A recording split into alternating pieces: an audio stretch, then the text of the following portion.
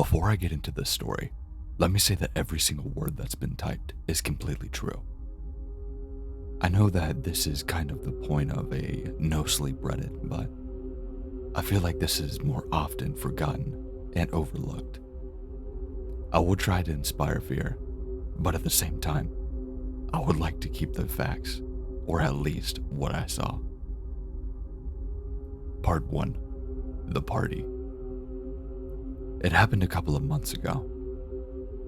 I was and am 18 right now, and was with my girlfriend in her new house.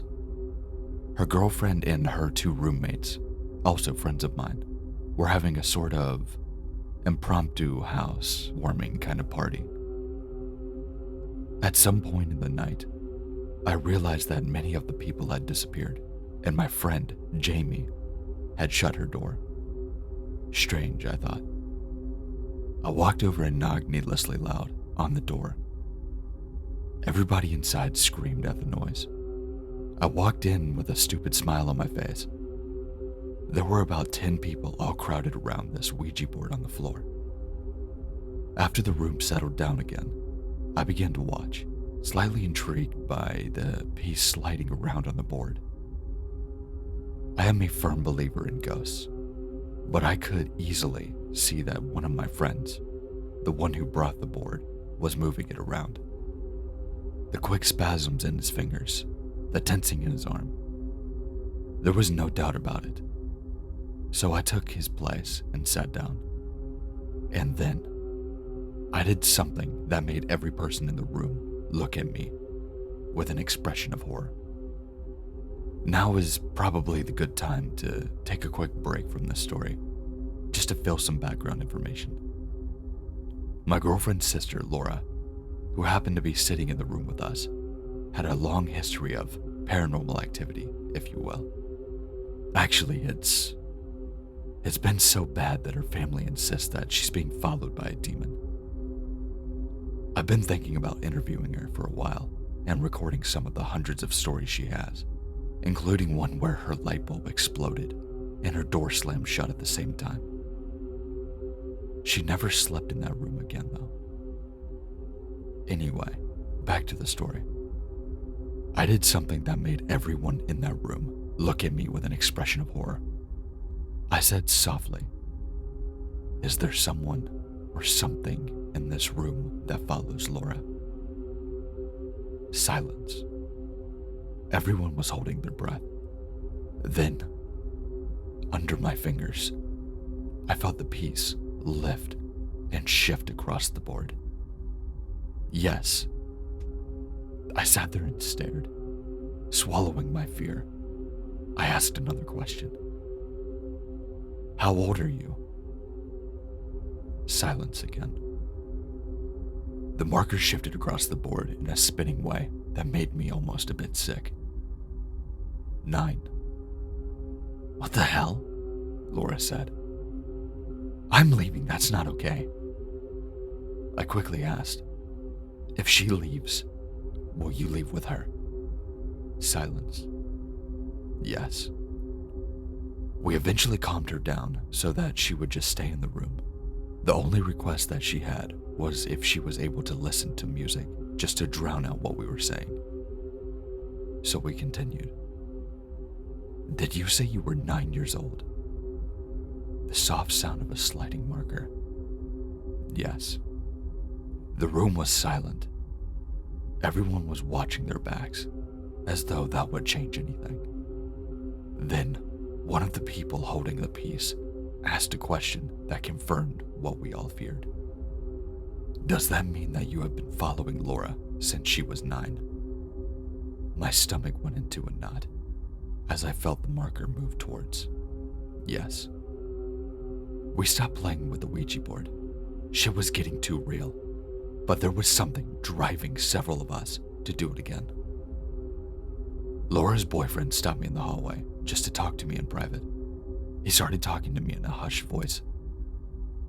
"Look, I don't believe in ghosts or Ouija boards, but I want to see something that would change that.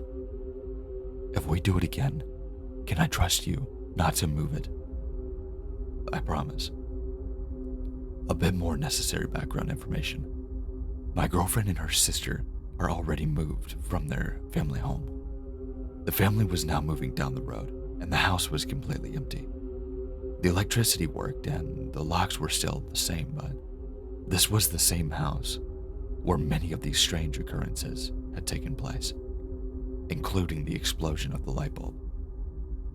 So, to later determine, in the next half hour, we decided we were going to go to the house with the Ouija board to continue our conversation with that thing that follows Laura. Part 2, the house. We entered the garage. Not everyone had come with us, but there were about at least 8 people. We walked into a pitch black house that was void of furniture, decorations, or anything of those types of things that make a house livable. We all gathered around in a central countertop that was built into the kitchen floor and set up the Ouija board.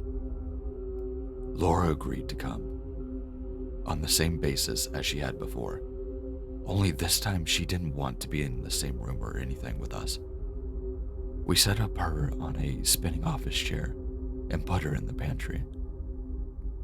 It was one of those large walk-in pantries with its own light. 2 other people who decided that they didn't want to take part in the session decided to join her in the pantry. We turned off all the lights and began asking our questions. The room was heavy. Is there something in the room with us? Yes. Were we talking to you earlier? Yes. Do you enjoy it here? Yes. Did you say you were 9 years old? Yes. Were you the one who broke Laura's light? Yes. Will you show yourself? The marker hesitated. No. Slightly disappointed, but entirely intrigued, I asked, would you show yourself to me? No. Honestly, I felt a little bit of rejection or something. I placed my keys on the countertop. Can you move these? No. Strange. I wonder, would you, if we asked, show yourself to Laura? There was a pause. Yes. This was astounding. I bent down and whispered the question that would change my life forever. Can you turn off her light? Everyone was holding their breath as their eyes turned from the marker to the pantry. A loud slam. Something crashed in the pantry. Everyone inside was screaming. The light flickered on and off 3 times before everyone inside crashed out. I was astonished. I couldn't believe my eyes. I guided the board to goodbye and ran over there and turned the lights on. After a couple of minutes of panic, I learned that piece of the cabinet that had been firmly resting against the wall on the top shelf had slammed down away from the wall. The lights had turned on and off by themselves as well. Part 3, the room long abandoned. As you may have guessed from the above title, we decided to set it up in this supposed most haunted room in the house. It was only me and Laura's boyfriend now. Nobody else would have come upstairs. I entered the room first, heeding the warning from Laura that room was fucking evil. I can say to this day, I've never felt anything like it. It was as if the darkness had volume. It felt like being underwater, but instead of being wet, there was only dread. We sat up on the floor and agreed to keep the door open. We started with the first 5 questions, as always, but something was different. The pull on the marker was so strong. It was so strong that it nearly flew off of the board every time we asked questions. Then, I remembered a question that had slipped my mind in the earlier chaos. Or maybe I didn't want to know. I asked, "What is your name?" G-O-D. I was trembling. I could hear them downstairs getting ready to leave. I asked, if Laura left, would you stay here and talk to me? Yes. At this moment, somebody peeked their head in. Nikki's outside throwing up. We have to go. I came back to reality. What the hell was I thinking? We have to go. Until next time. And I shifted the marker to goodbye. Part 4. The ride home. I feel sick. I'm gonna throw up. Thoughts raced through my mind as we drove home. I feel sick. I'm gonna throw up. Jamie, take a picture of me. She looked concerned. Just take a picture of me. A flash of light. I grabbed the camera and looked at it. Nothing. Well, what did I think was going to happen? 20 minutes later, it hit me again. I feel sick. I'm gonna throw up. Take another picture. This time, she had the camera in her hands and quickly snapped a shot of me. She opened the picture. I could tell from her eyes that there was something wrong with it. It could have been nothing, but I keep this picture because it reminds me that there was something. To the skeptic, there may not be enough evidence to come with a definite conclusion. But I can say this. There was nothing in the car that could have made that reflection. Nothing. This is a link to the picture.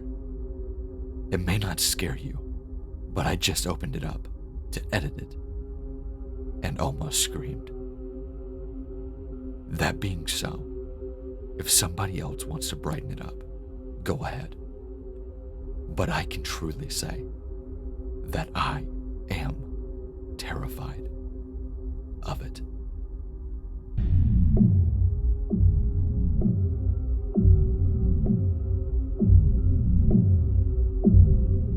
Okay, before I even do the outro or anything like that, I did get the link to the actual picture itself.